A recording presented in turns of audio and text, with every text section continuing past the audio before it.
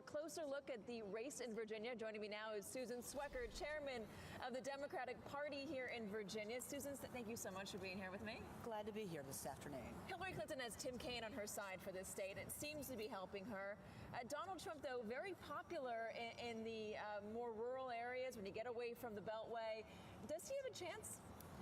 Well, look, I mean, we feel really good about what's going on in Virginia. We've got a lot of enthusiasm, certainly very proud of the fact that Tim Kaine, our own Tim Kaine, is on the ticket. We feel very good about where we are, but we're not letting up. I mean, we've got 1,000 organizing events a week in Virginia, 34 field offices, and people are out canvassing and door knocking, and I like where we are, but we're fighting for every vote. She's leading in this state. How much has Tim Kaine been an asset for her here? Tim Kaine and his wife, Ann Holton, have been a tremendous asset. Really, we're just so proud of him. And, he has just had such a record of similar to Hillary Clinton, of civil rights, social justice, working in that field all of his life. And so we are just happy to be able to share him with the rest of the country now. The Trump campaign is pouring more money into this state. They initially were said, according to many sources talking to us, to be pulling out of the state, seeing that they were down so much. But now they've poured more money back in. They're claiming that they're going to win this state. Do you see any, I know you're a Democrat, so it's going to be hard for you to answer this, but do you see his message resonating in a way that concerns you or your voters? And does he have an argument when it comes to Hillary Clinton not being trustworthy? Do you hear that? Well, look, I've been around in Virginia politics for a long time, and this is the weirdest presidential Republican election I've ever seen. I mean, I never really thought Donald Trump was in Virginia competitively. I mean, never really setting up a traditional campaign structure. So I didn't really, when they said he was pulling out, I never really knew he was in. And, coming here today in Virginia Beach, to me, is just sort of like us.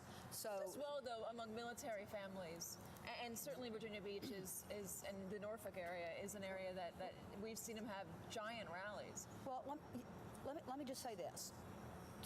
Former Senator John Warner, who also served as Secretary of the Navy, revered in this community all over Virginia and really all over the country, took an unprecedented step a couple weeks ago and endorsed Hillary Clinton.